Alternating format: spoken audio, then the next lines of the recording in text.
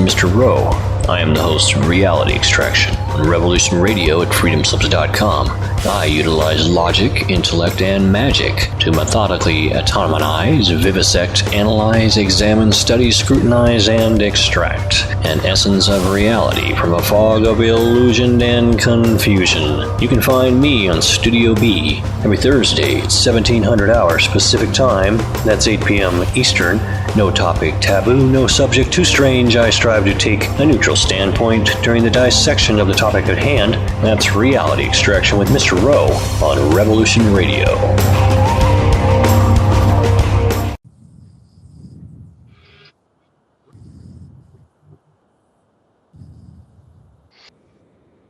This is your host, Barbara Jean Lindsey, and you're listening to the Cosmic Oracle Show.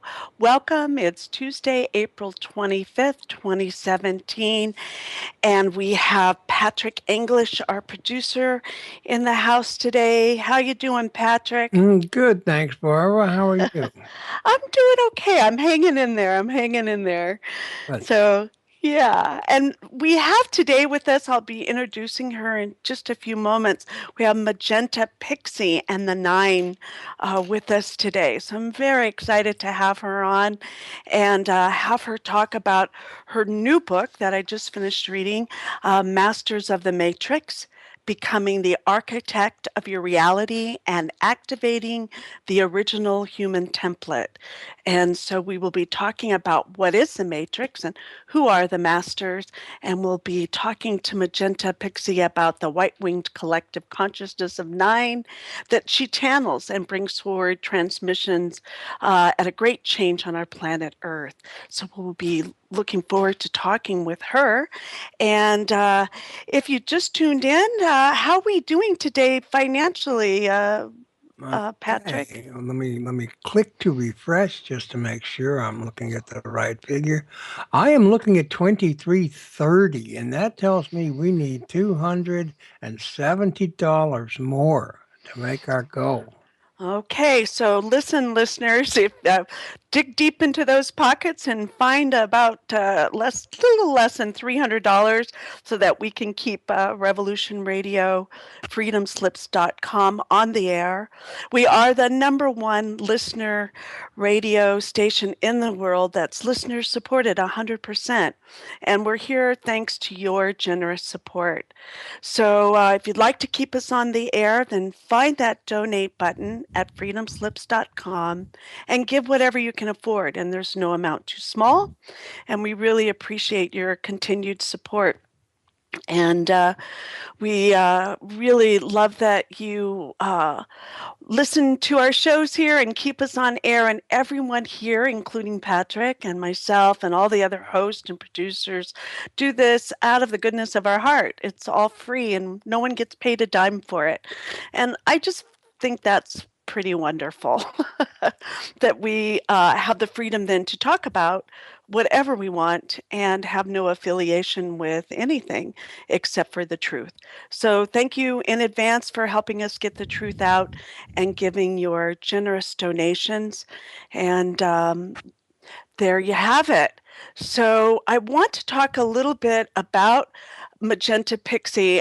We were talking a little bit before the show, and how I found her was on the internet, and she has like hundreds of videos that she has been doing since, I believe we'll talk with her, it's like since 2008.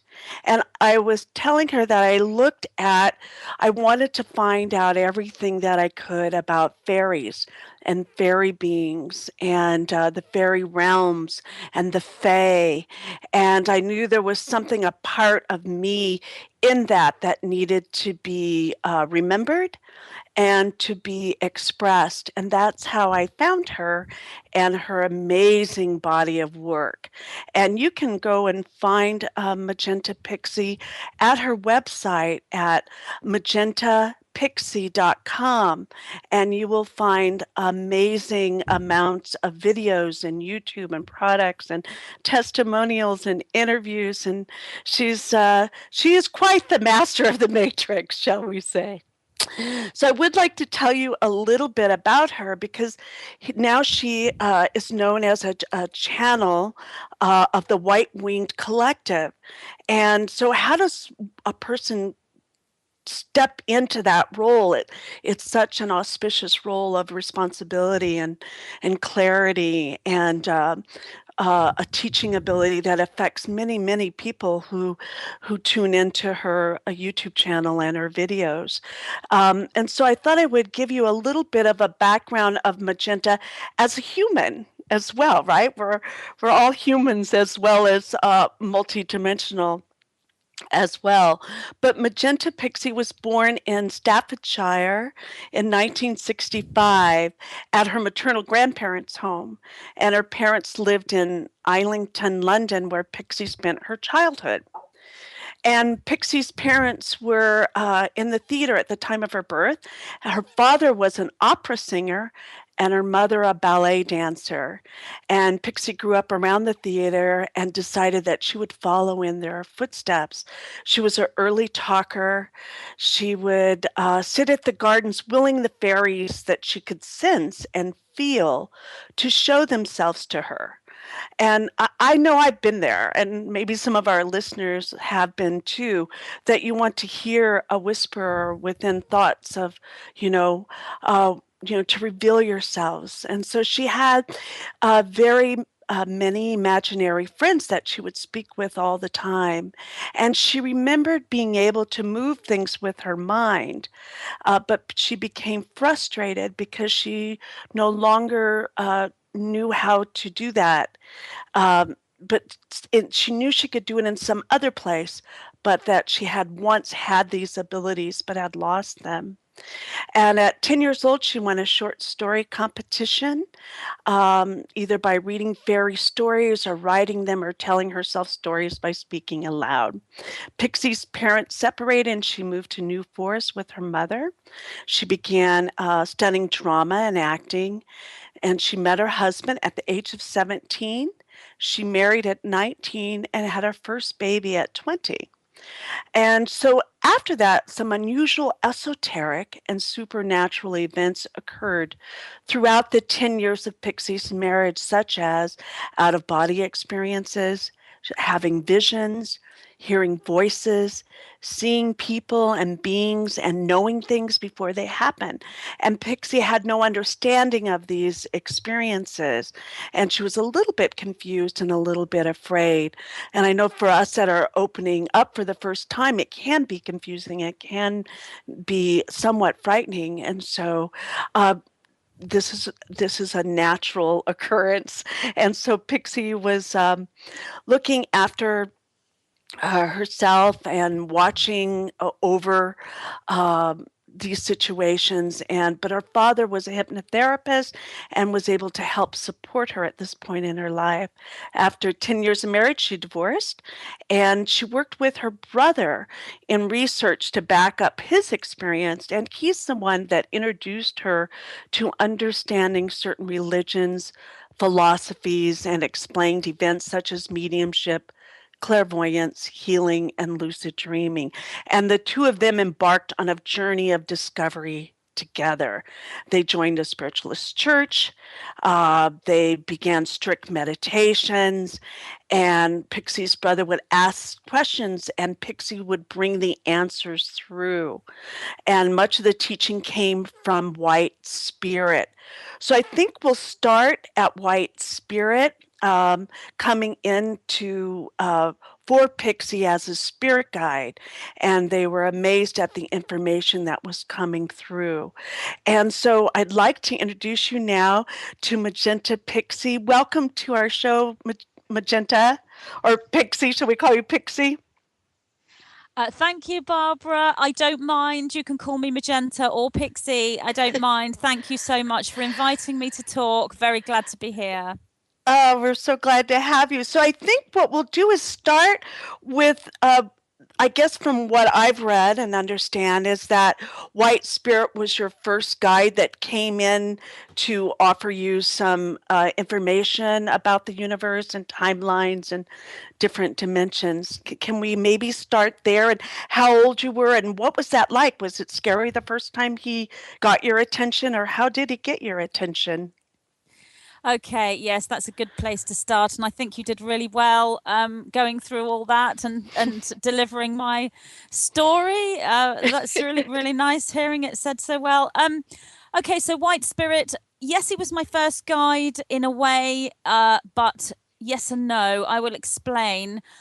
So the very first guide, I suppose, going back to when I was 11, was when my father would take me into hypnosis. And what happened there was while I was in hypnosis, I would feel this sort of separation of self, and there was this being with me. My father told me that this being was my subconscious mind. So I would call this being Subby. And because I listened to my father, I thought, oh, well, that's my subconscious mind. So basically, he was able to speak to my subconscious mind through this being that I called Subby. Sorry, I'm just going to close my window because there's a really noisy motorbike out there, so I didn't want it to interfere. So that was the first time there was a communication. And of course, what you're doing here is you're using your brain waves in a certain way. And once the brain has moved into that pattern, then the brain remembers and the brain knows what to do. So fast forward, I'm living with my brother. By this time, I'm in my late 20s, early 30s, I think. More mid 20s, late 20s, I think. And I'd been through a really difficult time in my life with the divorce and everything else. And then I started to wake up spiritually, but it was all very chaotic. I was sensing things happening without necessarily asking for this. I was sensing I was going into a room and there would be 10 people in the room and I'd be able to hear what all 10 were thinking simultaneously. And it was very, very chaotic and troubling. And I didn't realize at the time that my brother had done a lot of spiritual study. So one thing led to another. My brother and I found ourselves both homeless for one reason and another, and we ended up moving into a flat together. Lots of synchronicity just manifested this flat, and we ended up moving into this flat together. And that's when I found out that he had studied all these things, and so he could help answer my questions. And so when it came to White Spirit, I consciously decided to go into a state to connect with my spirit guide. My brother and I had been to see a medium work in the spiritualist movement. I'd found him fascinating, and I just sat there in awe as he brought through all these different beings that were relatives of people in the audience. And I remember saying to my brother, I'm going to do something like that man. I don't know what, and it's not the same. I'm not going to be talking to people that have passed over spirit. It's something different, but I'm going to be doing something similar to him. In fact, I actually remember going up to speak to him afterwards because he asked if there's anyone who has any questions. And I went up full of sort of, looking for encouragement, really. And I remember saying, my mind has been full for months of all these wavy lines and silver rods. And I'm seeing spirals and I'm seeing geometry and lots of sort of metallic energy. Any idea what this might be? And I remember him saying, to be quite honest with you, I would stay well away from all that. There's a lot of that about. Stay well away from it. So I remember coming out and thinking, oh no, how can I stay away from what's in my mind? So I'm kind of thinking, I'm not like him. I'm not a medium. I am something different. Am I crazy? So I had all of this going on in my head. And then I think I did get really confused as to what was happening. Despite my brother's assistance and help with all the knowledge he had, I remember saying, if there's anything out there or anyone out there that wants to talk to me, please come through. Please, help me. Am I going crazy? If there is anything out there, please teach me, show yourself to me, that sort of thing. And literally within days, I walked into a bookshop and this book was like hanging out of the shelf. And by the time I got to the bookshelf, it fell out on the floor. And you you hear this again and again. And I'm kind of halfway through your book, and I know that the same thing happened to you because you wrote it in your book. Yeah. So, and I've heard this from other people, and it's so magical. The book literally falls on the floor, and you're like, oh my goodness, I have to read that. And of course, I picked it up, and it was called Channeling. Now, I hadn't heard of channeling. I'd heard of mediumship, but channeling, this book basically takes you into a series of exercises. This is back in 1993 when I found this book. Lots of people have asked me, what's the book? I don't remember who wrote it. I just remember it's called Channeling, and it was a series of meditation exercises. So I followed these exercises, and in the book it said you might meet several false guides at first. You must always question them and say, are you of Christ consciousness? And they can't lie. So if they're not of Christ consciousness, they will admit it. So, of course, me being suggestible, and I knew I was suggestible because my father told me this when he would hypnotize me, what a good subject I was. I always responded to the hypnotic subject. So I'm responding to this book, and I'm meeting all these false guides for weeks, all these different guides, these beings. And I would say, hello, are you of Christ consciousness? And they'd say, oh, no, I'm not. No. And I come out of meditation, I'd say, I've met another one, and he says he's not of Christ consciousness. When am I going to meet the one of Christ consciousness? And I was so desperate. And of course, it just wouldn't happen. I was still meeting these lovely, funny guides that were quite sweet, but they weren't of Christ consciousness.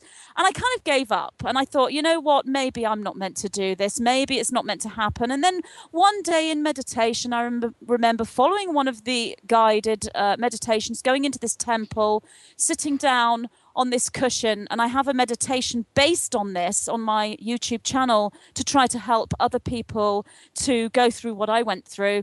And I just remember looking out of this temple in meditation and saw this being walking towards me. It was very different to all the others, glowing with light. But what was different, it wasn't the visual presentation of the guide that was necessarily different. It was the emotional response.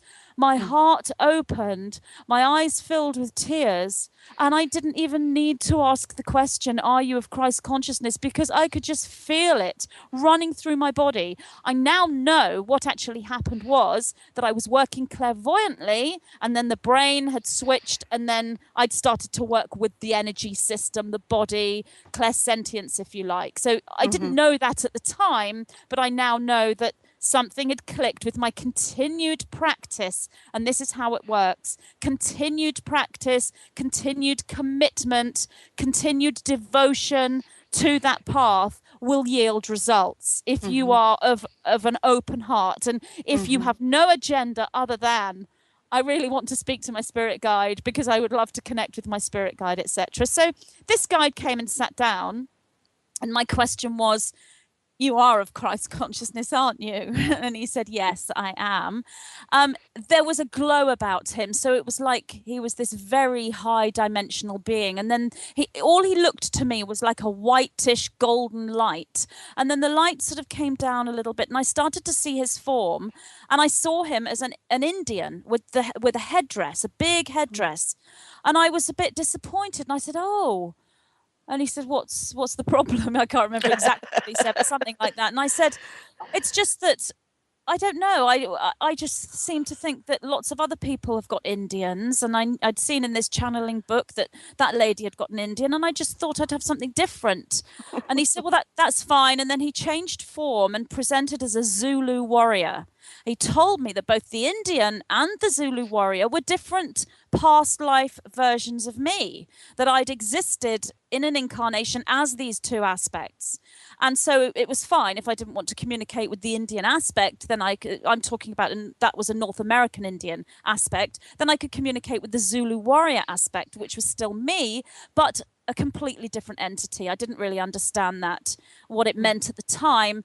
But anyway, White Spirit told me that he told me his name was White Spirit, that he was from the fifth dimension. He was a past life version of me, and he was also individual, completely an individual being from me. And I would be able to contact him. Now I had contacted him. I'd be able to communicate with him anytime I wanted in meditation.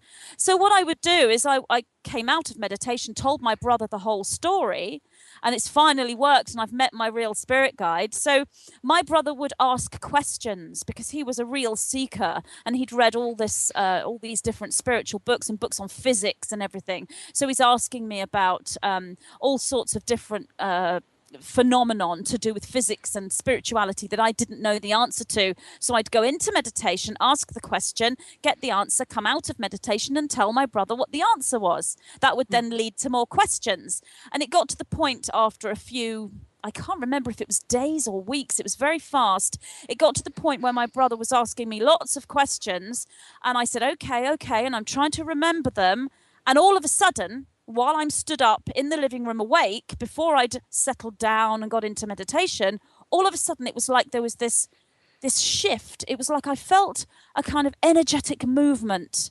It was like 1 minute I was in the room and only in the room, and the next minute it was like I was in meditation and in the room at the same time, and I could see White Spirit and hear him. And I said, oh my goodness, he's here. And my brother saying, what do you mean? I said, he's here. I can see him now. I don't have to go in meditation. I can see him. He said, you're joking. I said, no. I mean, back then we were such beginners. Everything was very sort of, oh my goodness, wow. Amazing. Literally, I was so over the top back then when and my guides would tell me, relax, calm, like this. And I would say, oh, can you believe that synchronicity? Wow. And they would go like, take a breath, relax. So this is what they would teach me. So yeah, there he was. So of course I then could bring him forward. And when I brought him forward, then I would sort of kind of listen to him. He would talk to me. I could hear him speaking. I could see him talking. He's simultaneously showing me pictures. So I could see the pictures and I could feel the energy of the pictures all down my chakras. So that was the first time. Was I scared? No, it was amazing. It was just the best feeling. In fact, it was very similar to having been on stage, having done lots of amateur dramatics, a few professional things, not much, mostly amateur. Being on stage was a wonderful feeling when you're in front of the audience and you're portraying your character and you are sort of in that role. It's a very high energy state. So anyone who's deeply creative will know. It was similar, but obviously it's not the same, but it was a similar feeling, but even more rewarding. And so it was focused. So it's like a total focus in it. And is that with a light trance, or in between the worlds a little, or in between the worlds a little, because I felt like I was partially awake and partially in meditation, which I now know that was the case. It was a focused communication in the sense that I could see him, feel him, see the pictures, hear him, but I wasn't focused. I was a complete beginner. I was open, and obviously I'd made a contract to do this. I know that now, and I'd been trained since childhood. I know that now, but at the time I didn't know any of these things. So I felt like a beginner. It was all very, very new, and so I remember bringing White Spirit's answers forward to my brother, and I started moving my hands and sort of looking into space, and he said, oh, you look just like that medium. You're talking like him. What my brother was obviously sensing the energy change and seeing me different. So we were just complete novices, and it was an amazing journey. We shared that flat together for 6 months, and that entire time White Spirit was there. He was telling us things that would happen, and then they happened. He was telling me about books I had to read, and then suddenly I would find them. Some of these were channeled books. I was led to Bringers of the Dawn by Barbara Marciniak. I was led to We the Arcturians by Norma Milanovic. I was led to a couple of books by David Icke. I was led to The Crystal Stair by Eric Klein. I remember those ones. And I also read the Council of Nine as well. So I was reading some channeled books and getting some sort of understanding of what channeling was, because obviously I was a complete beginner, and White Spirit was saying that I would be doing this one day, but at the moment it would just be me and him. But what he did say that was really, really important is he said, and he used the terminology of the theatre, he said, what you are going through, meaning this 6 months in this flat with your brother, and the synchronicity and the fast tracking and the meeting these amazing people, and I met so many amazing people in those 6 months. What you are going through, he said, is a dress rehearsal. And I'd say, well, a dress rehearsal for what? And he would talk about this change on the planet. And of course, when I read these channel books, I then realized the change, the shift, the ascension was what he was talking about. And when I'd say, is this what it means? He'd say yes, and he would confirm it. And he said, I will let you know when it's the performance. I said, okay. So I imagined that this was a dress rehearsal, and maybe next year in 1994 would be the Ascension. And of course, what actually happened then is at the end of that intense 6 months, I moved to another flat. My life took a different direction. My brothers took a different direction. So we kind of ended up going off in different directions. And whilst my connection with White Spirit was still there always, it wasn't the same as it was in those 6 months. And I kind of just got back to a normal life, sometimes going months without speaking to him, sometimes doing the odd tarot reading for a friend, not intending to take this any further. Well, and sometimes you need that structure a little bit, right? To kind of help the mind kind of work all of this in this new reality that's being created. Yes, I absolutely needed that looking back. But at the time I was disappointed. I felt like something was missing. I wanted that energy back.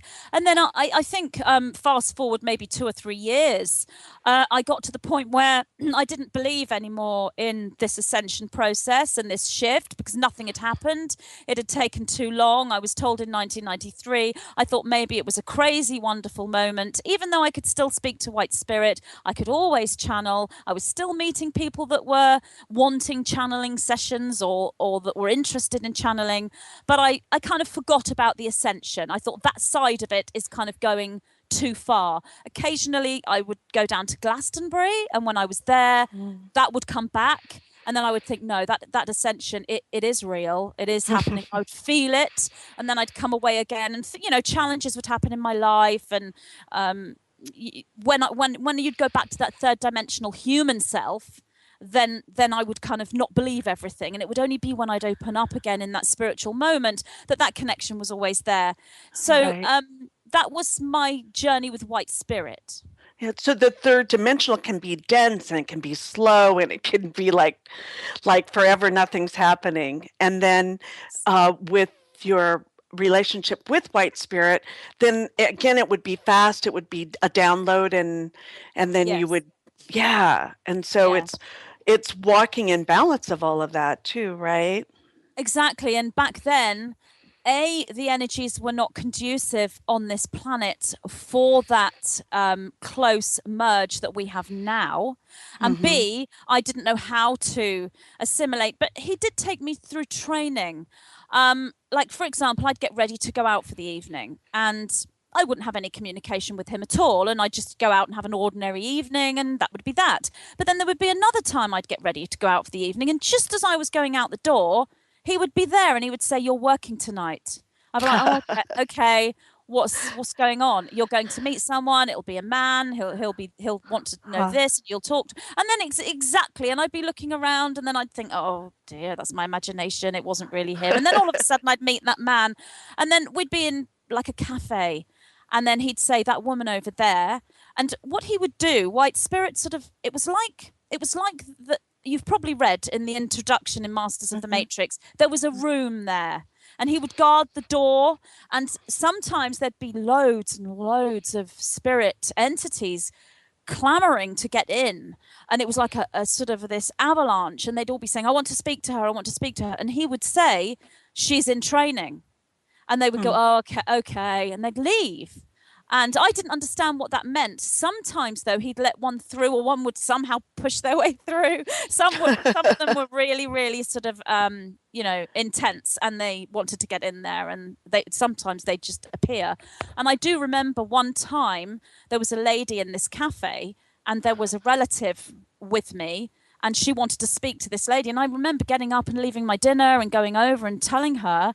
I had a fairly good response that time, but I remember it happened a second time, and I had the lady in tears crying. And then White Spirit would then come forward and say, this is about ethics and etiquette, and this is what you don't do, and this is what you do. And he would show me the landscape of how it worked.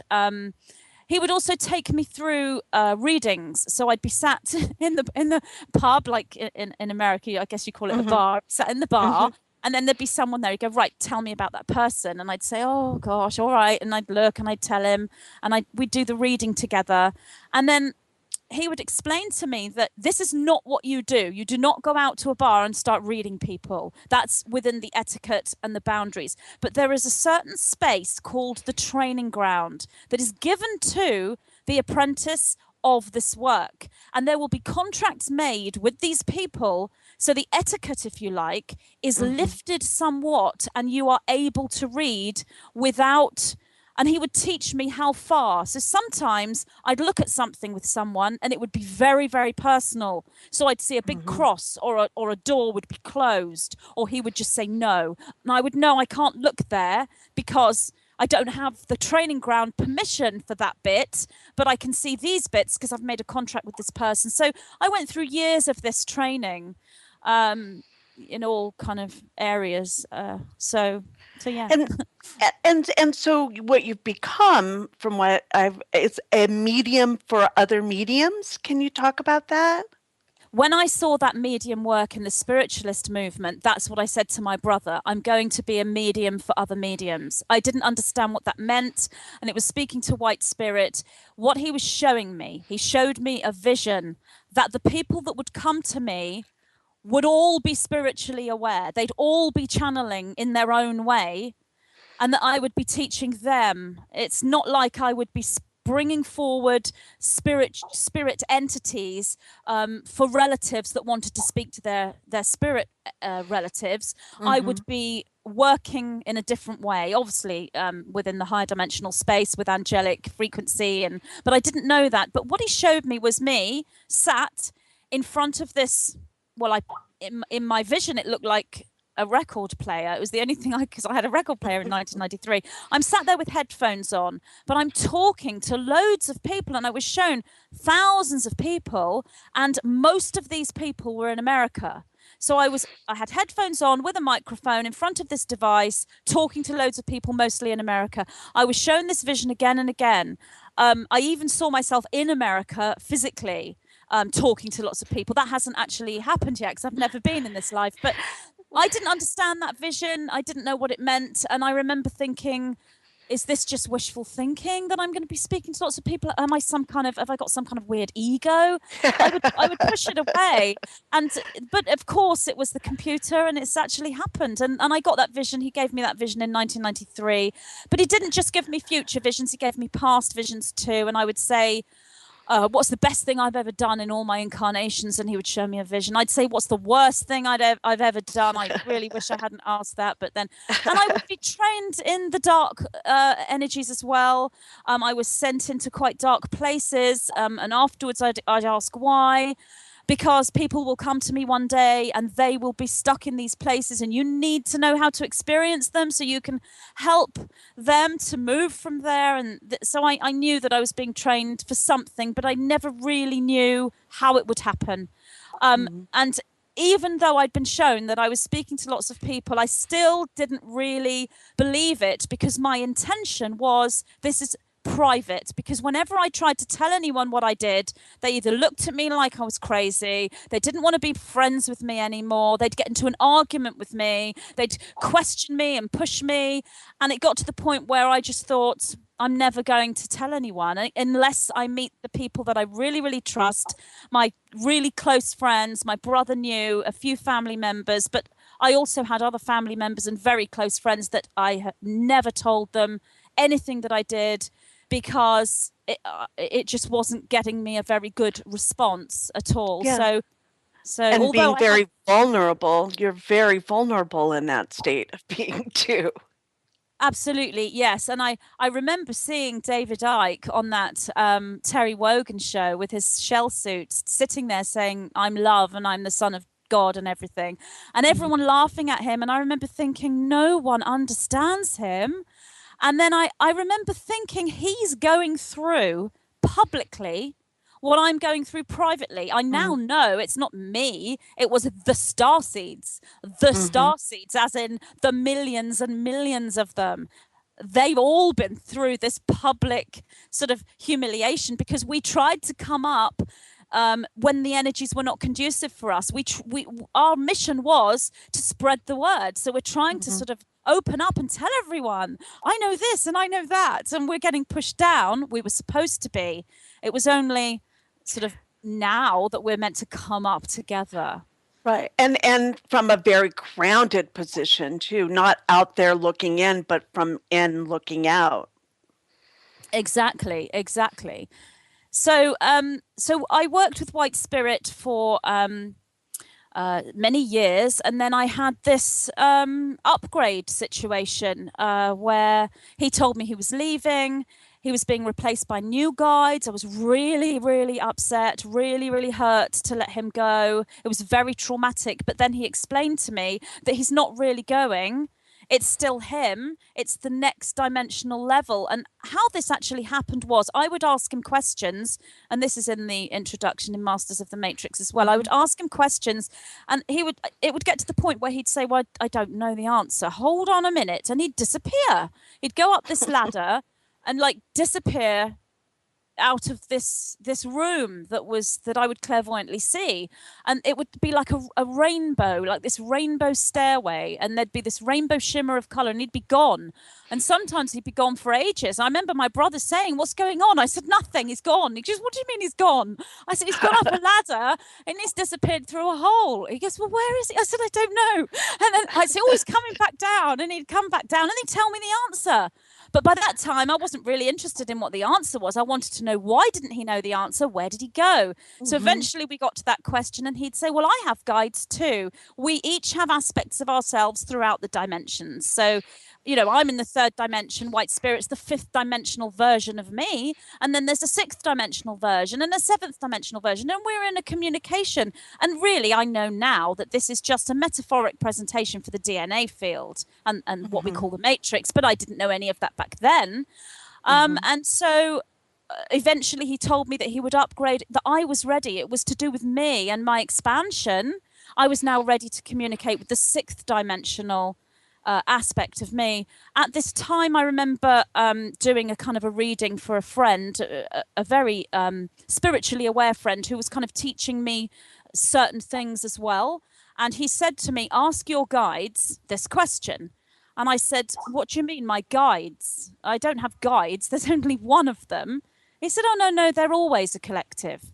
I said, are they? And he goes, of course. If they're in the higher dimensions, they're a collective. I said, well, I've never seen a collective. So I remember thinking about this and speaking to White Spirit. And then during this changeover, which took about 3 days in my mind for White Spirit to leave, and this other being came in, which looked very similar to the very first being I saw in that meditation, this white... It was no longer the Zulu warrior. This being looked like an angel. But... I didn't want to call this being an angel because I thought that's too egotistical of me to think I'm talking to an angel. It's a being with white wings, big feathered white wings, and like a white robe. And sometimes the being had a human face, and sometimes the being had a bird face, and was always male. And after this person had said to me, it's always a collective, very shortly afterwards, one day, and I would feel the upgrade. It's like I wouldn't just see it, I would feel it, and it's like something was happening in my body, like a shift, and I now know it's the brainwaves. Would you resonate at a higher level then? Would it feel like that, more of a higher, a faster spin, yes, something? Exactly. It was like it was like going upwards in an elevator in a way. The chakras were projecting more. I can't really explain. It was just a different feeling, and it was like in me as well as outside. And so they morphed into a group, and I counted them, and there were 9. And then they all looked exactly the same. They all had these white robes and big white wings. They projected as male, but they explained to me that they were neither male nor female, and both. Sometimes they would be 9 men in jeans and white T-shirts. with just men's faces. Other times they'd be angels with men's faces and kind of long hair. Other times they would be birds with bird faces, all of them. But when I was really, really upset about something, if I was really upset about something, and I'm talking not about anything necessarily personal, I'm talking about global issues, such as before 2012, I would read some of the destruction type prophecies, and in my cross-referencing, I realized that there was truth coming from this prophecy. So then I would take it literally. And I remember sitting for 3 days just in a state of terrible, terrible trauma with no communication from the nine at all. No communication from White Spirit. They abandoned me and left me to believe that our world was going to be completely destroyed. And I remember sitting looking at my grandchildren and thinking they're so beautiful. Why? Why would something destroy this planet and all of the beauty here? And they left me for 3 days. And I remember crying and my partner saying, I'm going to have to take you to the doctor. You're like having a nervous breakdown. And I'm like, just leave me alone. Just leave me alone. And then they came to me and they would apologize and say how sorry they were. But I had to understand what all the other people would be feeling. Going through. Yeah. So I could help them. So then they would tell me, and then what would actually happen then, because I was so upset, is 8 of them would take a back seat, and then one being would come forward, and it would be the female, the divine feminine, the goddess. And she was absolutely breathtaking, pure white, in the white robes with long white hair. And she would come forward very closely, literally clairvoyantly and energetically. So I would feel her, and it's like she would almost touch me and say, Magenta, it's not going to be like that. It's true, but let us show you. And then they would take me through these clairvoyant visions, and I would see these landscapes, and I would feel, and then I would learn. And after this went on for such a long time, they told me that we were going back to 0 point. And then they said, do you remember when we told you it was a rehearsal? When White Spirit told you it was a dress rehearsal? And I said, yes. And they said, well, now it's the performance. Now it's showtime. And I'm like, what now? This is 2008. And I'm like, what do you mean now, today? Well, now, as in now, this time period. I said, okay. What do you want me to do? Because this is like what I'd been waiting for all these years, 1993. And they said, well, we need you to connect with all the others. It's the great gathering. All of them are being told by their guidance in various ways that they're going to connect. I just saw this massive network. And I thought, these people, I knew I was meant to be looking for them right as young as 8 or 9. I remembered these people, and I knew that one of the main reasons I was incarnated here was to connect with these people. And I tried to look for them in school. And when I joined drama, I thought, are they here? And some of them were. Your tribe, Magenta. Exactly. So I said, what do you want me to do? And they said, it's time to go public. And I said, what do you mean, go public? I said, do you mean you want me to tell other people what I do, that I talk to you? They said, yes. I said, what? Who? Who do you want me to tell? And they said, everybody. And I couldn't believe it, because I'd kept it a secret all this time. And I said, oh my goodness. I mean, I just couldn't believe they were telling me to talk to other people. It was just, even though I'd had these visions, I couldn't believe it. And I said, well, where are they? And I thought maybe they're at, perhaps they're in Bournemouth or Southampton, there's some kind of net group locally. And then they pointed to the internet, and I'm like, oh, of course, Well, and it takes courage. It takes courage and out of your comfort zone to start this, right? It's like, oh my gosh, now's the time. And to start is like just one foot in front of the other. Is how you started, just a little baby steps into this huge network that you have formed now. It was massive. It was a massive thing for them to tell me to tell other people I spoke to them, because I'd kept them a secret for so long, and I'd worked with them so intensively for so long, and I never really thought what it was for, despite the visions. So what was happening at the time is I'd just taken a creative writing course, and my partner said to me, why don't you write a play? And my brother and my partner were both really into YouTube, and they wanted to get on YouTube and become some kind of YouTube sensation. I thought they were both ridiculous, and I laughed at them. And I said, actually, though, I do actually feel one of you will actually become quite well known on YouTube. I don't know which one of you, though. And they were both so pleased to hear that. Well, of course, it was neither of them. It was me, and I had no idea. So my partner kept asking me, write a script, put in 2 male characters, we'll direct it, we'll, and I did do a couple, but I really wasn't interested. I just wanted to talk to the 9. I wanted to find these people online, and I'm looking at all these spiritual network sites, and I wasn't interested in their sort of play. It seemed like a secondary thing. And it wasn't until I discovered Rysa 5 on YouTube with all his really sort of beautiful, colourful videos with the amazing music and him just speaking the stream of conversation. I remember finding his videos thinking, well, I could do something like that. And Rysa knows all this. I've told him this story. He thinks it's great. And people have said, does that mean you copied Rysa? And Rysa says, I don't mind. No, I didn't. I was inspired by him. And I knew I could do something similar. So I remember showing my partner, I said, you see this video? If I did some channeling, would you be able to do something like this? And he was so sort of enthusiastic about making something for YouTube that he said yes, even though he was surprised. And what was quite unusual as well, the situation is I'd never channeled in front of my partner at that time. It was, again, something I'd kept hidden even from him. And I'd been with him for 6 or 7 years at the time, I think, 6 years. Never done any channeling, apart from the odd little inspired moment to do with our relationship, and but nothing sort of major. And of course, all of a sudden out came all this. I said, okay, I'll bring them through. And I said to the 9, okay, what do you want to say? And that was it. They were there. And so I started making a video for YouTube, and it wasn't really an intention to get on YouTube or to have lots of subscribers or to be famous. It was nothing like that. It was literally the 9 were telling me to go public. My partner was telling me to try and get on YouTube. The 2 sort of came together at the same time. So I was following what life was sort of presenting to me, if you like. I was following the path, and very nervous when I first uploaded the first video, and then people wrote to me, and so the 9 came through with more information, and more people wrote to me.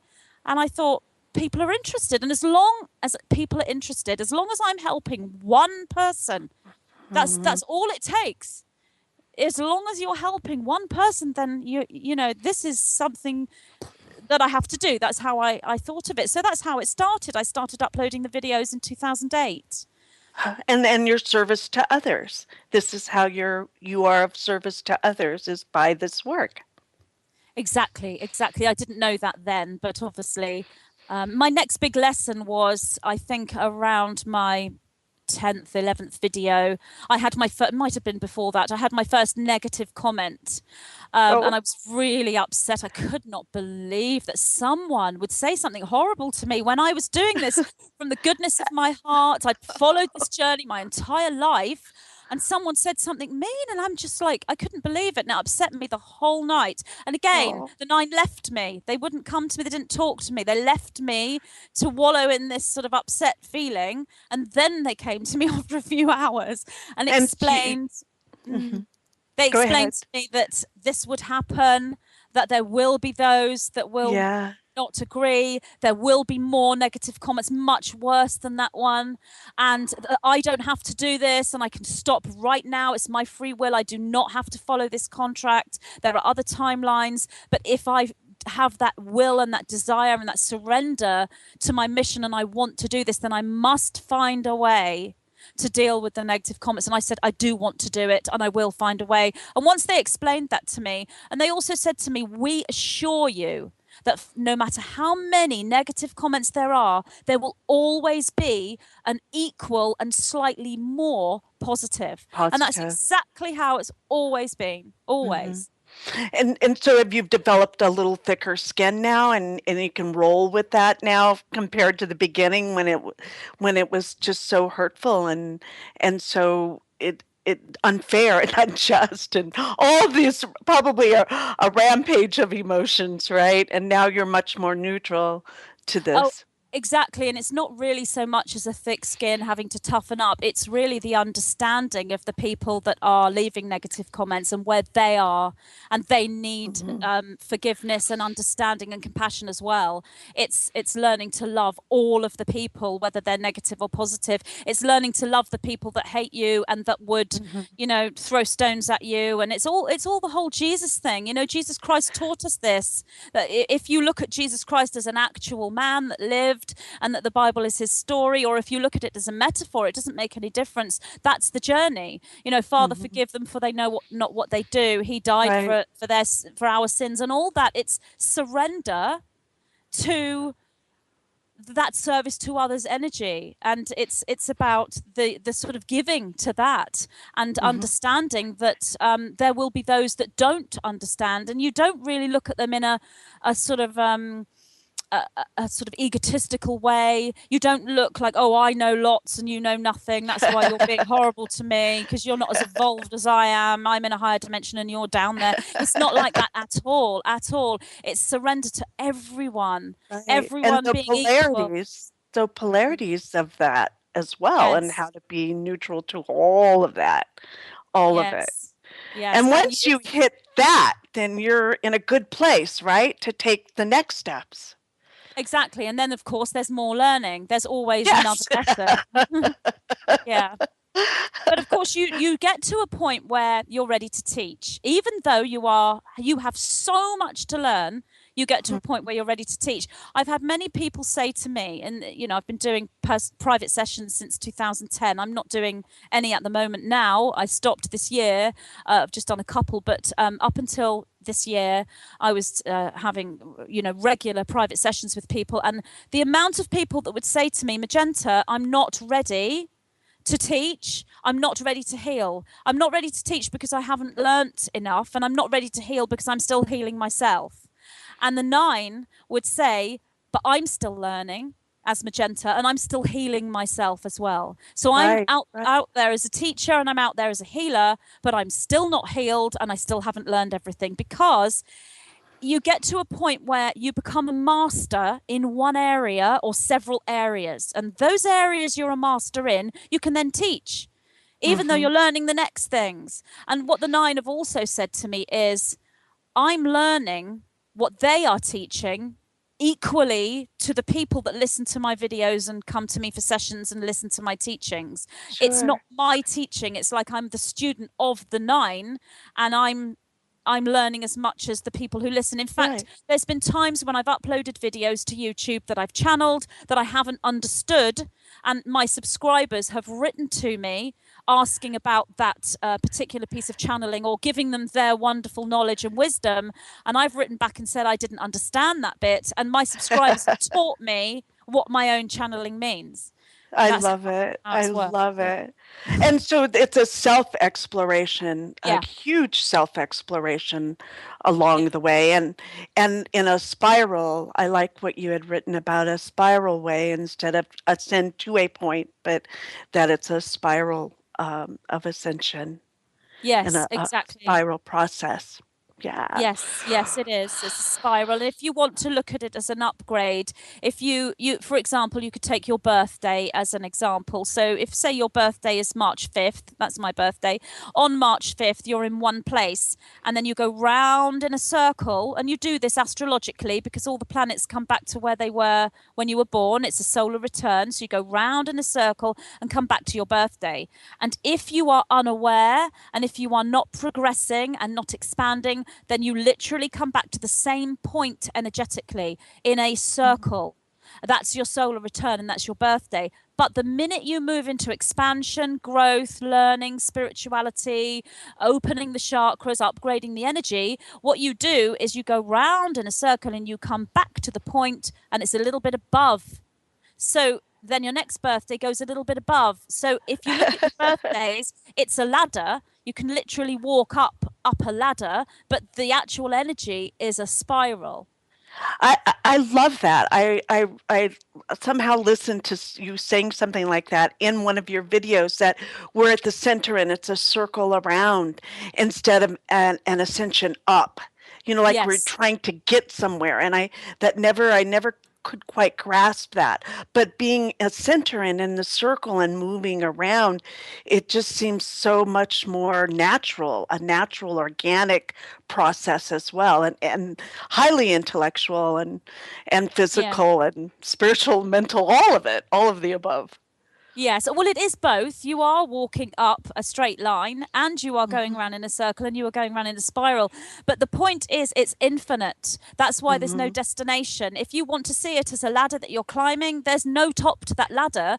What will actually happen is if you continue to climb a ladder, using that as a metaphor, you will climb and you'll come back to the same place that you started. So if there's two of you on the ladder, one of you will be up by your feet. It's a long sort of, it's called the vertical pillar of light, and it is the main anchor for the matrix field when we look in a linear sense as to how to express ourselves in our true form, which is geometry and light.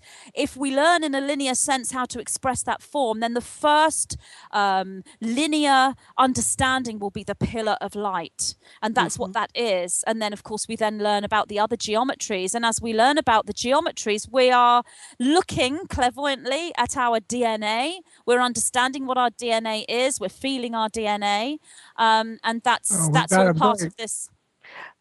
Okay, stay tuned. We'll be right back. Stay tuned with Magenta, and we'll be talking about becoming aware, and she will guide us through a meditation. Thank you, Magenta. Thank you, everyone. Thank We'll be you. right back. We'll be right back.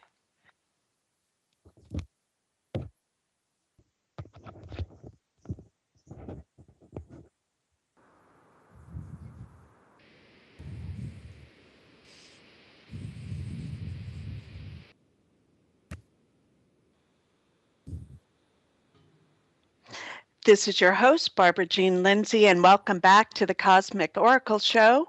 And thanks for listening to Revolution Radio at freedomslips.com. And thanks for being our 100% listener supported station. And we're here thanks to you and your generous support. And we are less than about $300 that we'd like for you to dig deep in those pockets and donate to freedomslips.com. Just find that donate button. There's lots of ways you can support the station by either buying a $5 icon in the chat room. Hello to all those in the chat room.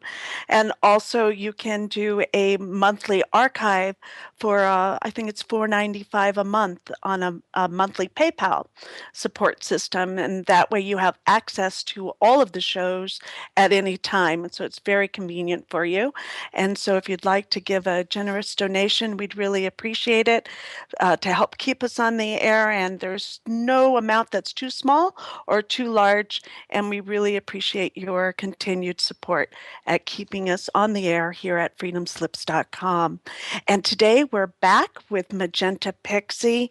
And I'm so excited to hear about her work and all that she's done. And we kind of gave you a more of a I would call a humanistic point of view of you, Magenta, because your work is so vast and it's so ultra dimensional in so many ways. I kind of wanted the listeners to hear a little bit about you as a human, right? Because sometimes we forget that we are um, a human seed as well, a star seed as well within this body, within the third dimension, and then communicating in the fifth, sixth, seventh, and upper dimensions as well. And that's your specialty. It's you've been doing this since you were 13 and kind of prepared to do this work. And so we want to thank you for being here today and sharing your information and your teaching with us. Thank you. And I thought what I would talk about is about now we've had the nine white-winged angelic beings and the white-winged collective consciousness of nine. And in your book, Masters of the Matrix, Becoming the Architect of Your Reality and Activating the Original Human Template, on page 89, there's a a part there that I thought for me was important to read, and that is about the White Brotherhood, and that we are known by many names, and we are known as the White Brotherhood, the memory structure known as Ra, the group soul known as Ashtar or Ishtar, and the service to others, positive polarized aspect of the Luciferian angelic sixth dimensional structure. All of these presentations are different versions of us and who we are, and we are part of an all Pleiadian and Arcturian star-seeded sixth dimensional ascending structures of reality. We hold a Venusian and Lyran inception point with a close creative link to the Andromeda system and the constellation of Sirius. In various different patternings and formations, each of you that hold activated memory and the energy of the wanderers or star seeds hold very similar energies. All of these truths of your origins, forms, and signatures can be discovered by working with the matrix through mandala, a Merkaba, a tree of life, Metatron's cube, and matrix work. And so I would like to address the Brotherhood, and I can feel them here today with you. And you'll kind of laugh, but I actually cleaned up the studio because they were coming out of a respect, so everything was grounded and ready to listen to what they have to bring today for our listeners. Right. Well, that's really interesting, that part that you read, and I wondered when anyone was going to perhaps draw attention to that bit. Was there any specific question you'd like to ask about that piece? Well, yeah, as a listener, and we have a question of, okay, we could start with the original why we're here, our origins, our form, our signature, not only in a third dimension, but in multi dimensions at the same time. When we start to learn to access those dimensions, how could the White Brotherhood help us with that? Well, learning why we're here, there are many different levels to that. One is the projection from source, that one creator, if you like, that projected an energy outwards, and that energy was to experience all and everything, to experience all vibration, and that came in response to a simple energy, and that energy would be translated to I am, or I think, therefore I am. And then there is a matching energy to that, which would be a response, all in a linear sense. This all happened simultaneously. And that response would be, or am I?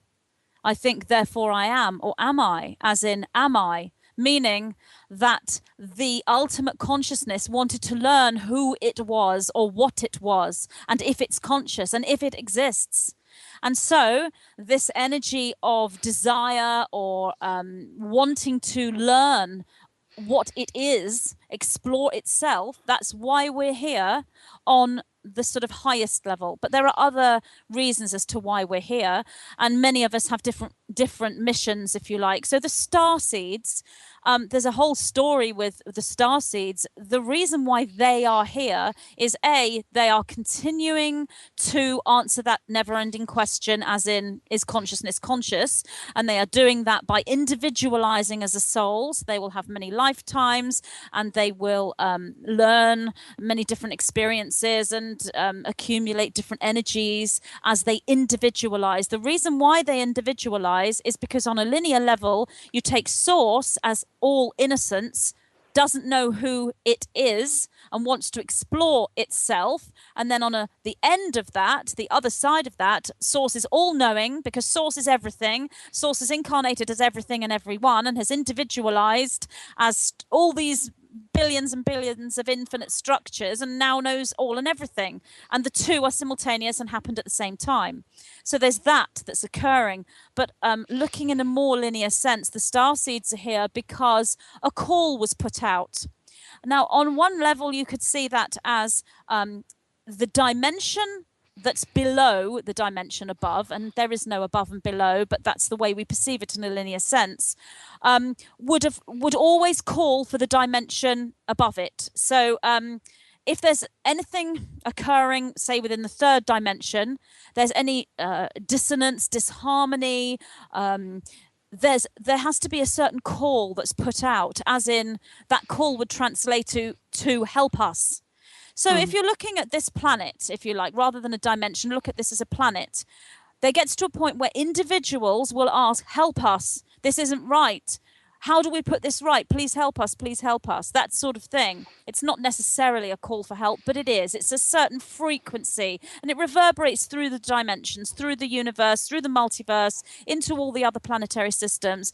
And so if you look at this in a linear sense, what actually happened was we had a beautiful dual planet. There was an experimentation that took place. Cutting a very long story short, DNA was projected forth onto this planet to evolve naturally. And somewhere within this journey of evolution to do with this planet and the DNA and the life forms upon this planet, there was some kind of infiltration. An outside force, extraterrestrial group, however you want to see it, came in and infiltrated the original plan. This is only on one level. On a level higher than this, there was an agreement made by the higher group souls, group structures. We'll incarnate and we'll be negative and we'll be positive, and we'll learn about one another, and then we'll be able to individualize and integrate. So that was a plan. And the greater soul groups, which are the divisions of source again and again and again, when they've individualized, they will then incarnate into all the bodies on a planet and be negative and positive and play out those different polarities. But coming down into more of a third, fourth dimensional view, there was an infiltration, and that's what actually happened on a more third, fourth dimensional level. So there was like a free will law built into this existence that we call Earth, and that was adhered to by many of these soul group structures, overseers, angelic forces, extraterrestrials, and there were some that ignored that free will and stepped over the free will and went into infiltration. That led to a call. Please help us, if you like. That's the energy that we would translate it to. So when that call goes out, please help us, this planet needs assistance, that call is caught, if you like, from these starseeds and from many, many dimensions and many different realities. And this is why you perhaps relate to fairies so strongly, as do I, because there was a civilization on this planet before our known history where there were winged beings. Other planetary systems have winged beings, so there really were fairies and still are, as time is all one. And we are moving back into a reality where we're able to communicate with all these different types of beings as we go galactic. So we're very connected to the elemental realm and the fairies. So the starseeds answered this call and they incarnated. That's the way that they are able to assist a planet without stepping over free will. If you were to land a giant spaceship and all these sort of fairies and extraterrestrials got out and said, we're here to save you all, this is going against free will, we wouldn't be able to learn anything, we'd be doing ourselves a disservice. It's not the way it's done. So there is no infiltration, no assistance in that level. So what they do is they incarnate, or we incarnate into human souls, because it has to be done from the human level. So we can incarnate as humans. So that's what the starseeds are here for.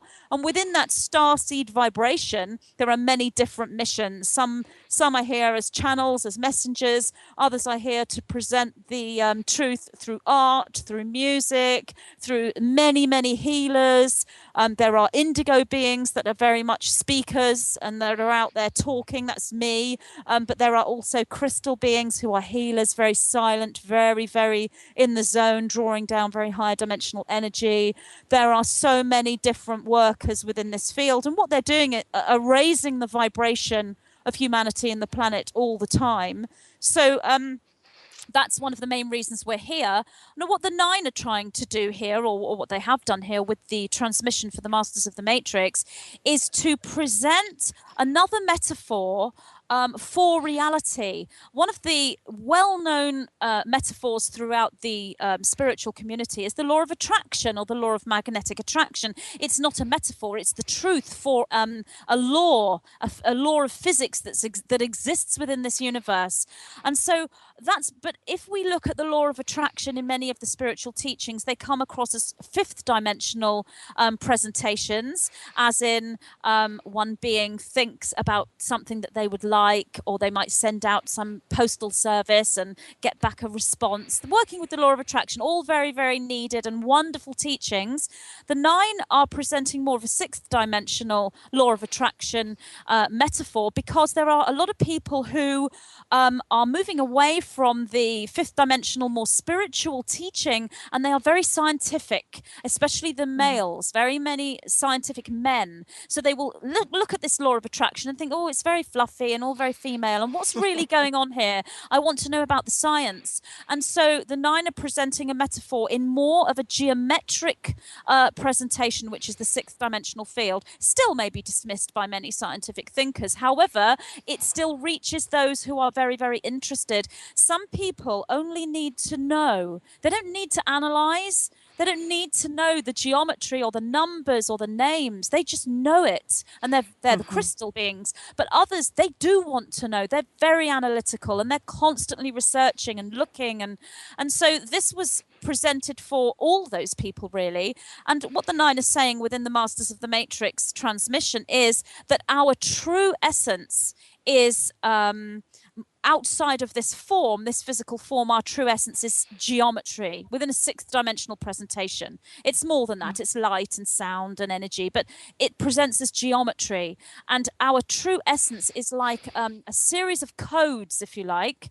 Now, we can see this as an aura around our body, and that's really what the aura is. And if we visualize this aura, rather than being a field of energy with certain colors around us, which it is, but we can also visualize it as a large wheel, if you like a big mandala or a dome, or more scientifically correct, one would call this a torus, a toroidal field, and it's swirling around us. And what it is, it's like a computer, but it's not so much a computer as in it doesn't have any living essence. It's a mind, it's an intelligence, it's source itself, and it is the holographic replica of source, meaning it's a piece of source that's complete, and that's in everything. Every single person is that. We're all source. There is nothing outside of that. Each one of us is this. And so it's learning how to work with this and understand this geometric presentation, this grid, this computer, which the 9 call the matrix. That can be a little bit confusing, because the matrix is also used as a word for a different metaphor. It's used in many spiritual teachings as this sort of false simulation, if you liken it to the Matrix films. That again is all true, and it's, prison planet, illusion, how we're caught in this reality. All of that's true on one level. But the way the 9 use the metaphor of the matrix is to explain this computer, this toroidal field of codes that exists around us, that's our true self. And it's not just around us, it's in us, because it's our DNA. And going back to these beings that infiltrated the earth in the first place, what these beings also did was learn how to hijack, if you like, in inverted commas, these matrix fields, these matrices of everyone else. They didn't actually hijack the matrix itself, because that's like hijacking your soul. But that saying, selling one's soul to the devil and all of this, comes from truth. What they actually did was create a false simulated reality whereby the individuals wouldn't know where they were. They've lost their memories. And so they put themselves in a vulnerable situation where they allow themselves to be hacked or hijacked, or rather they hijack themselves. What the Masters of the Matrix does is teach about that and why it happened and why it's happening now, and then how to actually become sovereign and take control of your matrix field, so that you are the one that puts the codes into the matrix, rather than allowing someone our else false reality to do it. Yeah. And so it's really done through our emotions. So that's how it's done. And the 9 don't talk about controlling your emotions and having to hide fear and only feel love. It's not about that. So, for example, if you feel an emotion for a while, then eventually that emotion goes into the matrix field like a code. The matrix, as a 6th dimensional essence of you, sets a match to that emotion. It creates a geometric structure in the 6th dimension.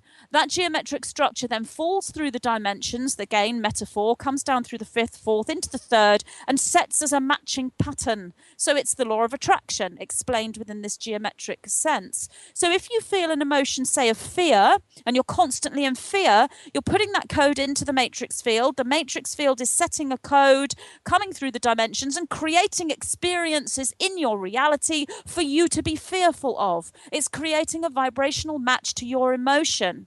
But it doesn't mean you don't feel fear, because fear is there to teach you just as much as love is. The 9 say the demonic entities are as much your teachers as the angelic entities, and that's absolutely true. It's how you work with this that's important. So what you do is you learn to integrate fear. When you integrate fear or any other negative emotion, the code that goes into the matrix is integration of fear. Then the integration of fear sets as a vibrational match. Then in your reality, you will experience situations that are integrative, or they are presenting integration, because it's so important to integrate. And then the Masters of the Matrix teach how to integrate these different emotions. And what you're doing here is you become sovereign. And the 9 say, he who understands the matrix wears the badge of sovereignty. And that badge of sovereignty is a firewall within that computer. You cannot be hijacked. You are immune from any hijacking or infiltration. So really, it's the spiritual teaching that you will hear everywhere. It's the same truth, just presented in a different metaphoric sense, really. And so you're learning how to have a relationship with fear, in a way. You are, and one of the ways that the 9 suggest is to create a relationship with fear by giving it an archetypal form. So there are many ways that you can integrate an emotion, but one of the ways is to give fear a persona. So you can imagine that fear is a little being, and make it small, so it's sort of small and naughty rather than huge and evil. Small and naughty, and give it a name. You could call this little being fear. And then once you've created this within your visualization, you imagine that there's a little being stood in front of you. Why have you come to me? Why are you here? The idea is to integrate fear, and there are many steps to this. For example, some people might not know why they're afraid, so the little being might say to them, I don't know why I'm here. So then the next step is to find out the answer to that, and you might need a healer or a therapist or a spiritually aware counselor to help you go through this process. But if you know why the fear is there, then the next step is to go through these different steps. One is gratitude. It's very important to say thank you for coming to me. Thank you for this fear. Thank you for this challenge. It's not easy to do when you really don't want that challenge. You really do not want to feel this emotion. And you have to sit there and say thank you. And, when the 9 first taught me this, I'm saying, I can't do that. I can't be thankful. I'm not thankful. And then they would show me about the codes. And when you actually see this in the way that the 9 explain it, in this energetic sense, how everything you do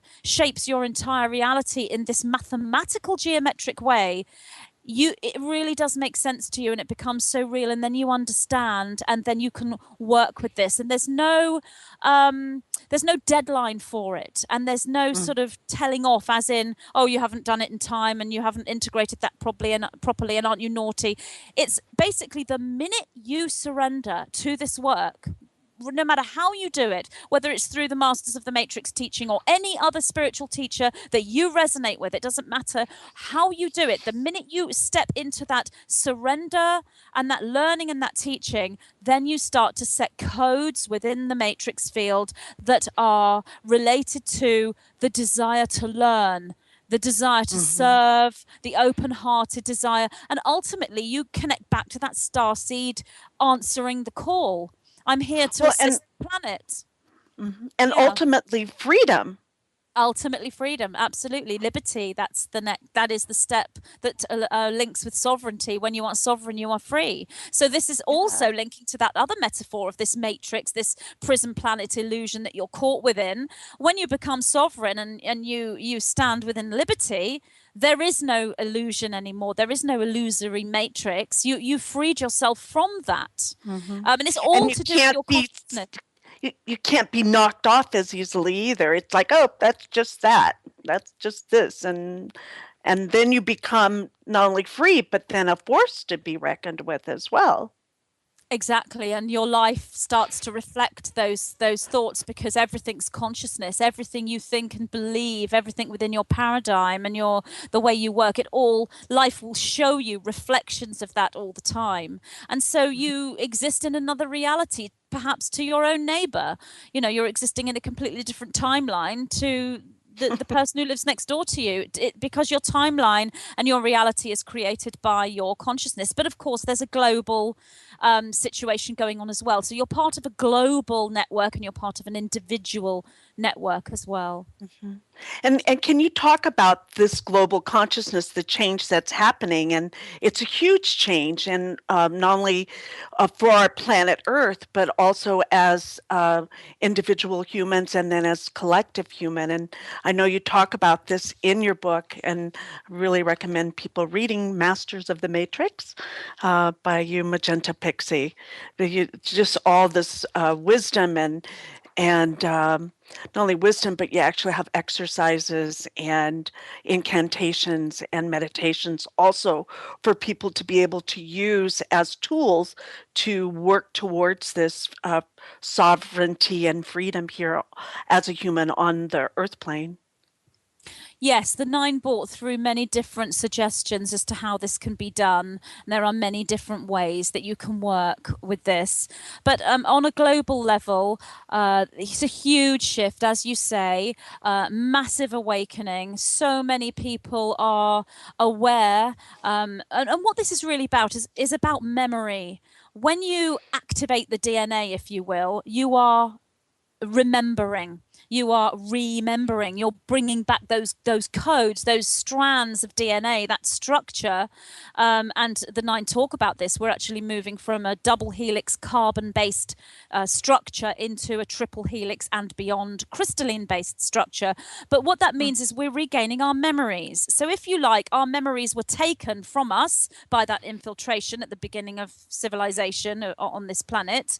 On another level, we chose to let those memories go so that we could then move into separation and then back into individualization.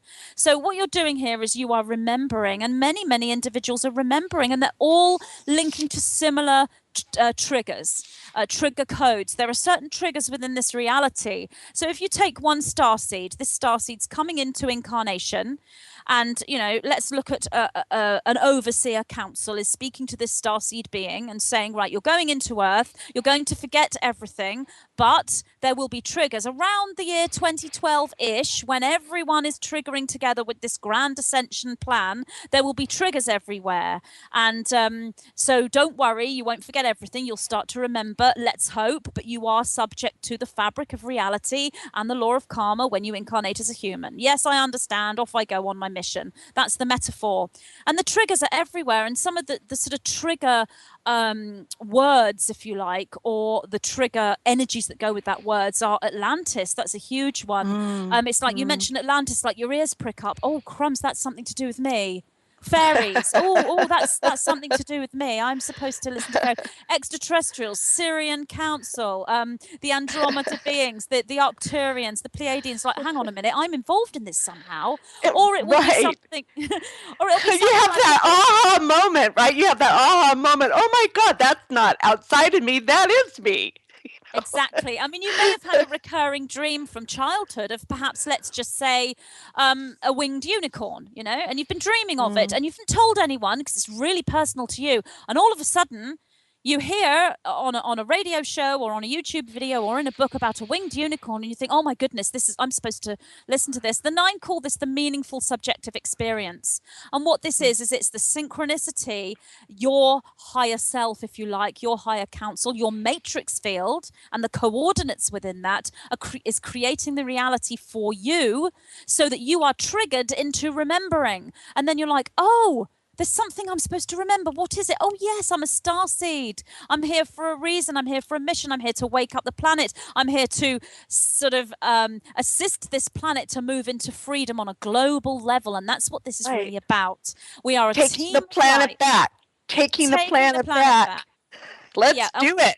That's it. And every starseed, no matter which way they're going about their work, that is ultimately what they are here to do. And it's not about a battle. It's difficult not to get into a battle mentality because you think, well, you're the service to self lot that have infiltrated us and controlled us for thousands of years, and we're the service to others lot, and we're the warriors, and we're going to beat you. It's kind of like that. But if you get down in that third dimensional battle mentality, you can't move into the sovereignty and create the codes within the matrix. It must be done from the understanding that, and a lot of people don't like this, but you say it's a game, it's an experiment, it's a plan. It sounds condescending when you say this is a game. When people are suffering, they're saying, I'm not in a game, this is real life. But when you take the overview, it was a choice that we made to experience polarity, to go into the most separate,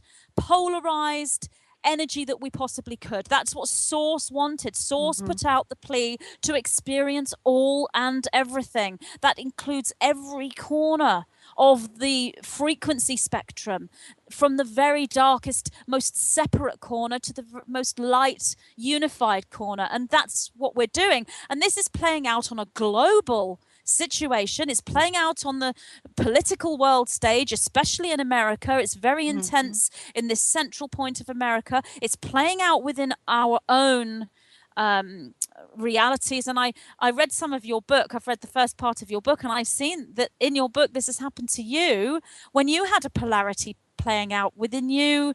There was this battle going on, and that's the polarity, that's the light and the dark, and you felt it incredibly personally. So yes, that's what's, and when I read that, I thought, yeah, that's what's happening to. It's like we're all on the same path. We've all experienced the same things in different ways, and you know why? Because we're all the same person, we're all the same soul. That's why.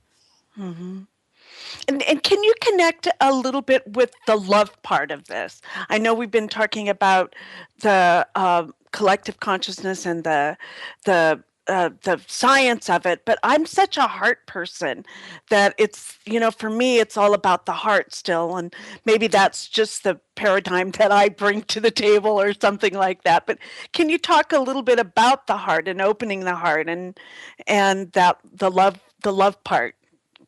Well, yes, the love part is about when you raise the polarity, when you deal with that sort of fear, love polarity, negative, positive polarity, you move into a higher vibrational state. There's still polarity within those higher vibrational states, but they're not such intense polarity.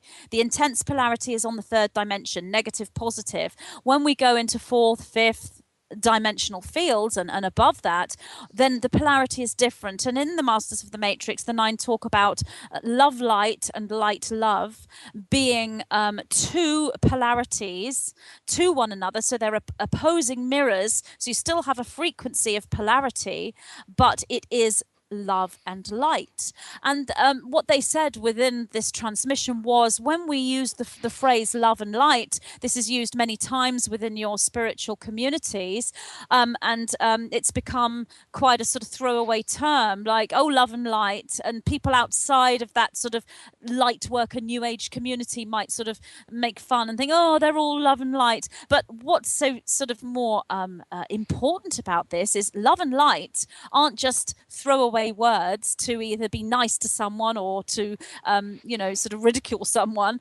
They are actually codes. They're geometric codes. They're frequencies, and they set within this matrix field. So when you say, I am love light, I am light love, and you work with the energies of love light and light love, they are very powerful geometric codes. You're using the language of light, which is a universal cosmic language.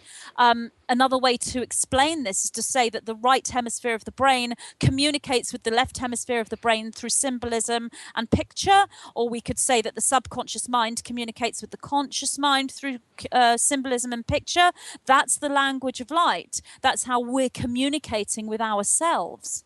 And so love light and light love are higher aspects of that language of light. And then they're now talking to me, this is going into my next book, they're talking to me about love light and light love. When you merge the two together, you get bliss charged love. They're talking to me about emotional alchemy.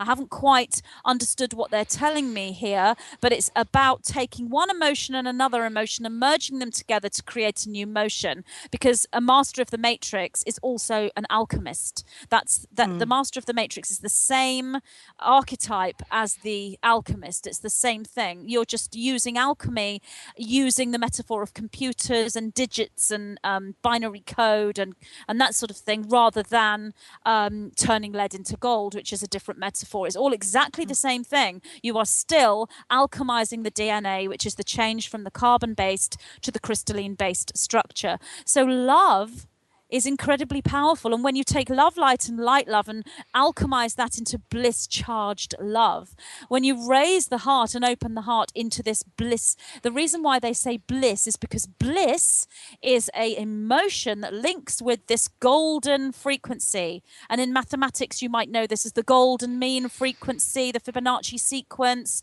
the golden equation. It's actually a state of activation within the DNA field. That is when the crystalline charge is occurring, and that's why they say bliss charged love, because it's a charge. It's a charge within the DNA. You are actually becoming light. You are changing your cellular structure when you work with love at that level.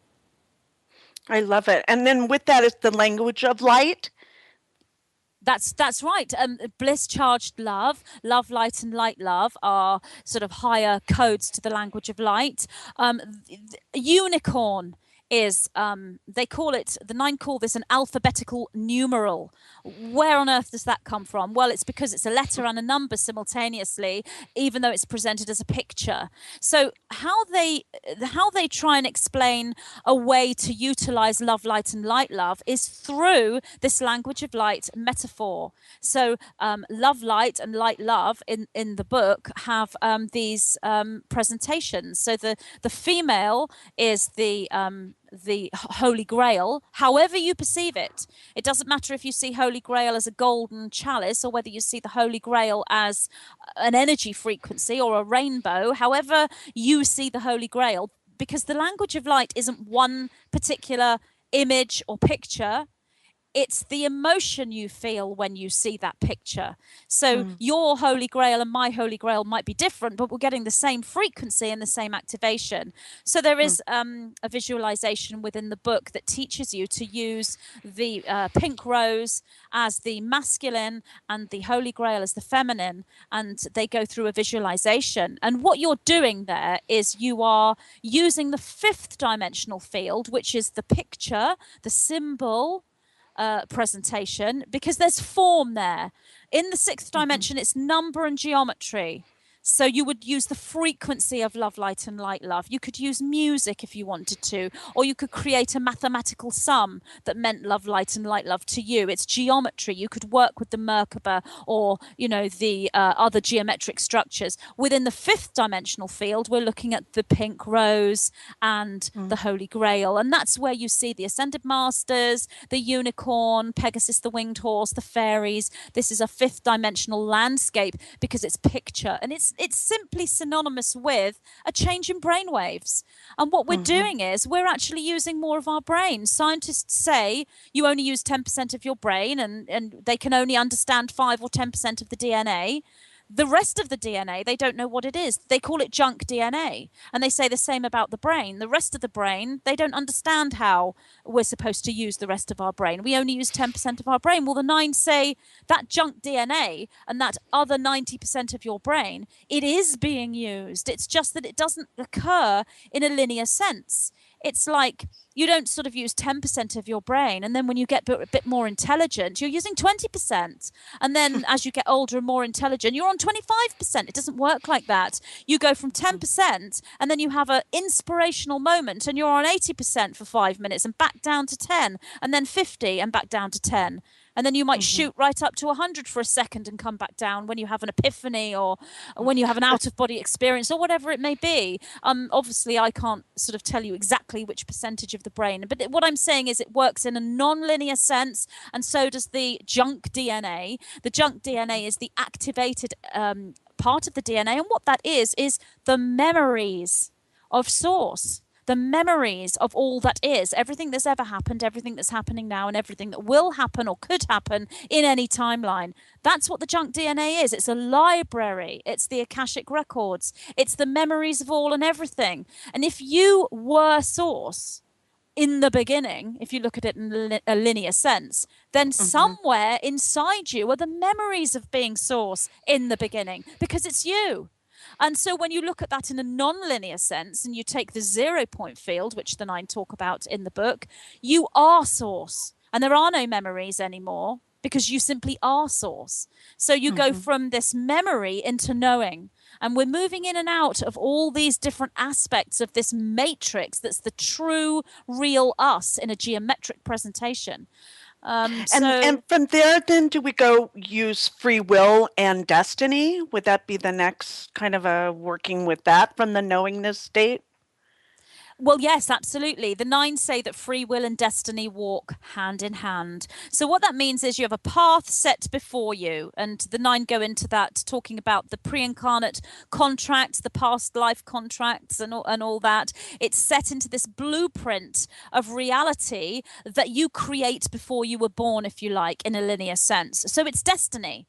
And yet you have free will. You have free will to choose. And so you can move away from your destiny. But the matrix, the angelic guides, whichever you want to call it, is always guiding you back to your destiny. Why? Because you chose to incarnate and fulfill your destiny. So you have free will to go in whichever direction you want. And they go even further into this. Basically, this blueprint that you created before you were born, in a linear sense, when you get here and you become aware, you can change the blueprint. But what you do when you change the blueprint is you change the past and then the future. And that's what timeline jumping is. So, for example, let's take a person who's been through a terrible trauma and wants to heal that trauma. There are many ways that she can do that. One of the ways is to get into the 0 point and change that matrix code, remake that blueprint, jump to another timeline. The timeline she jumps to is the one where she didn't experience the trauma at all. But that trauma still... Okay. That trauma still needs to be integrated as well as moved away from. There's many different metaphors as to how this can be done. Well, so that's a powerful knowingness. Yes. Gotta hang you up and pull you back in. It's doing that. Okay. I'll be right back with Barbara. Come on. There you go. Here we pull her back in now. She's bubbling. There she is. How's that? Better? How much? Okay. Well, I just jumped that dimension and cleared that trauma, Magenta, and now I'm back. Excellent. That was good. You've jumped timelines. Yes. I'm feeling much stronger, much more powerful, much more centered, and maybe I even got a dimensional upgrade, right? Because that's what we're talking about, right? Absolutely. And when you know you have, then you have. Yeah. I actually have been feeling that lately. So, and with that comes this more room in my world, shall we say, there's more space there that is, it's not empty space. It's just this peace, knowingness kind of a space. Creative. I think it would be creative as well.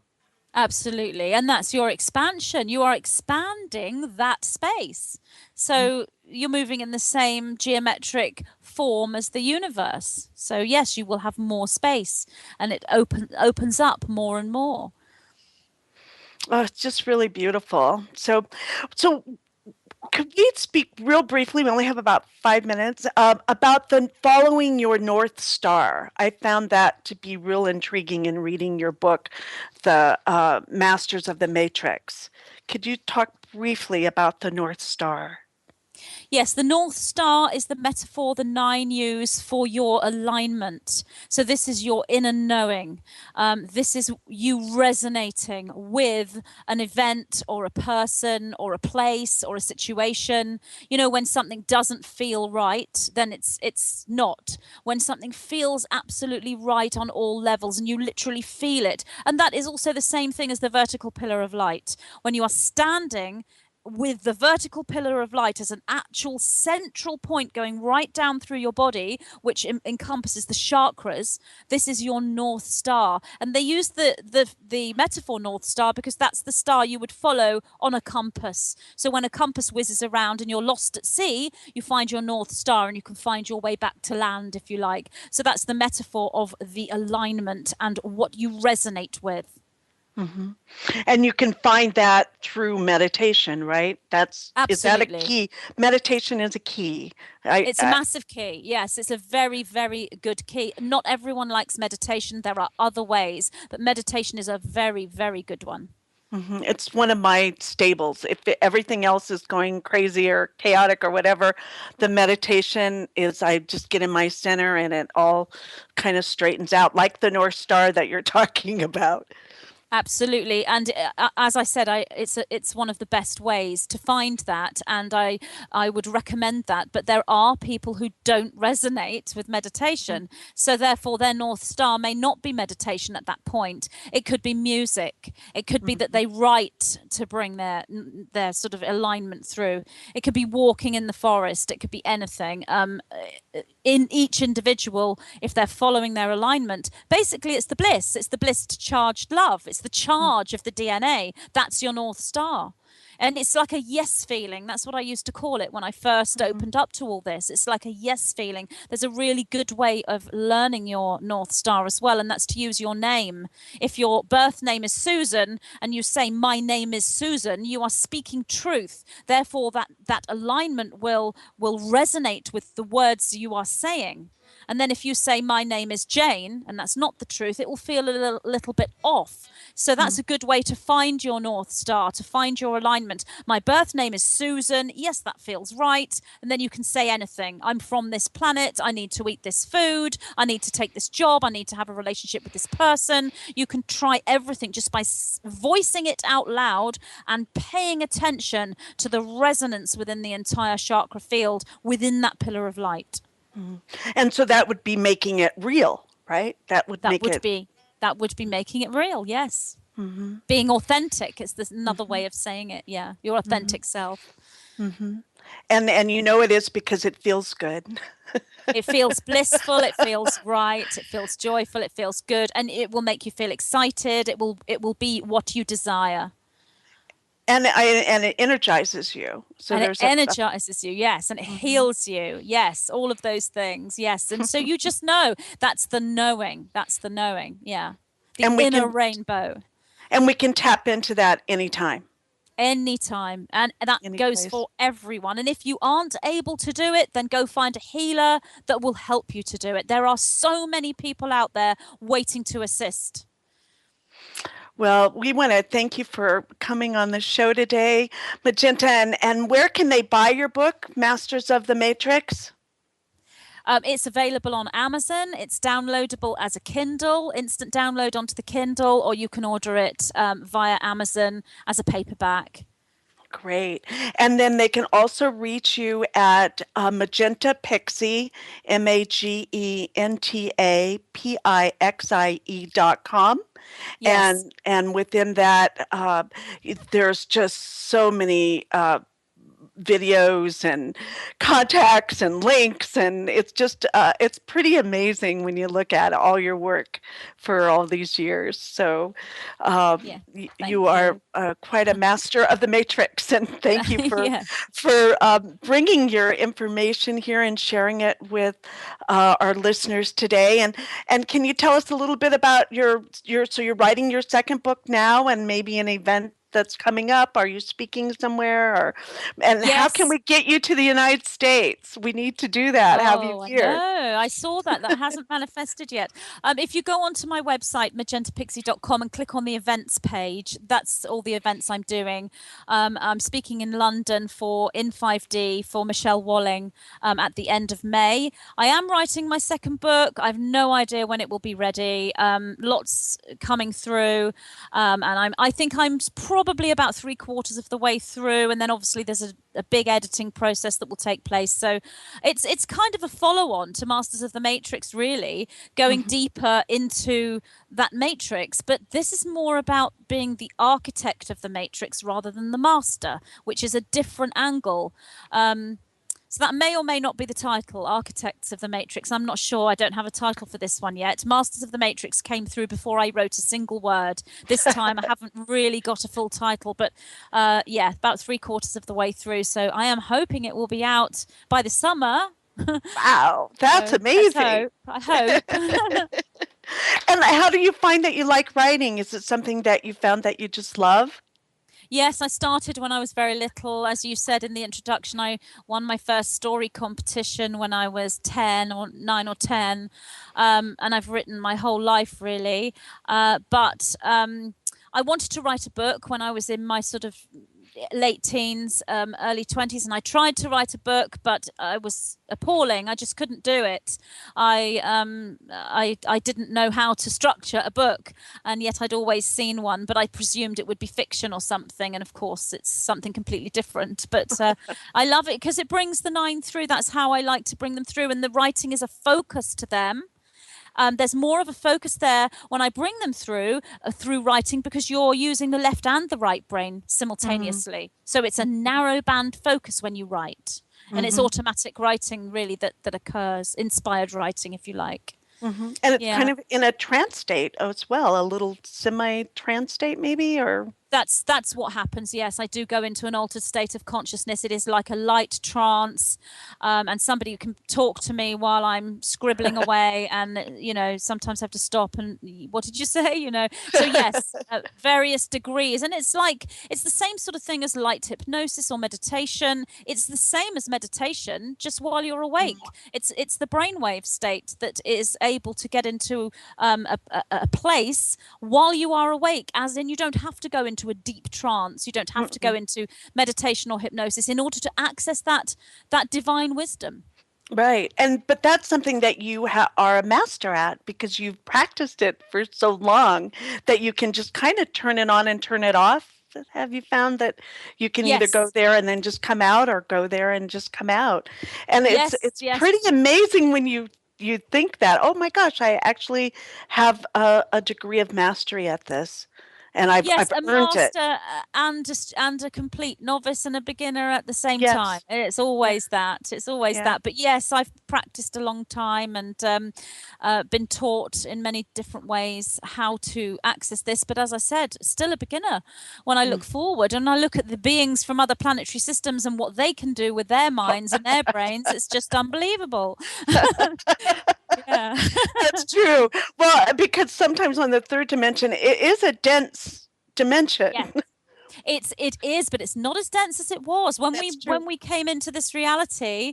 It was much denser. It's getting lighter all the time. We really are going into this climb in energy, this ascension in energy, and it's lovely, and it's very comfortable for the starseeds to be in that energy, and it's quite uncomfortable for those who are still in trauma, who haven't raised. They need to raise in order to feel comfortable, because this reality is more conducive to the higher dimensional state now. There's the show. Very true. Well, thank you again, Magenta, for being our most honored guest today. And if you want to get a hold of Magenta Pixie, you can reach her at magentapixie.com and also at her YouTube channel, Magenta Pixie. Thank you, everyone, for tuning in. Thank you, Barbara. Thank you, Patrick. Much love to you. Take care. Thanks, Patrick. See everyone next Bye. week. Bye. Thank you. Have a good week.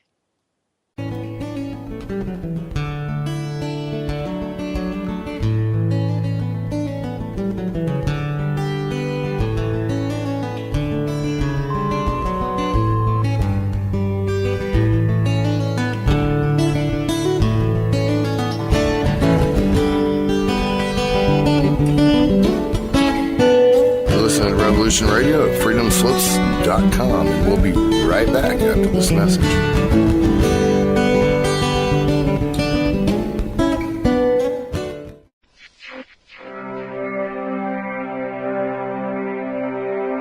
Most guys freeze.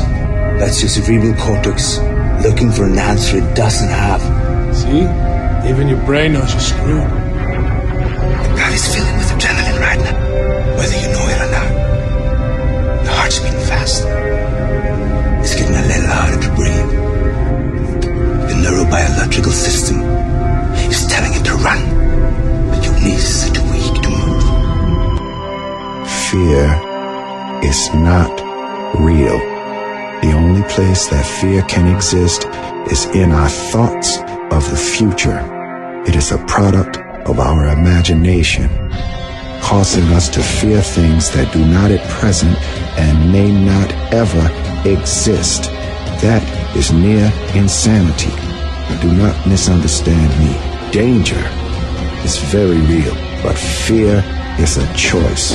We are all telling ourselves a story. You're listening to Revolution Radio at freedomslips.com. 100% listener-supported radio.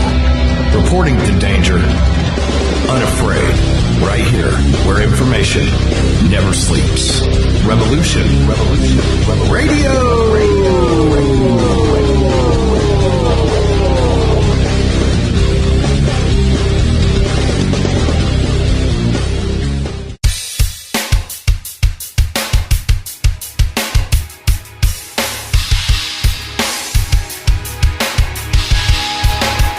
Enter into a world unseen on Raven Star's Witching Hour.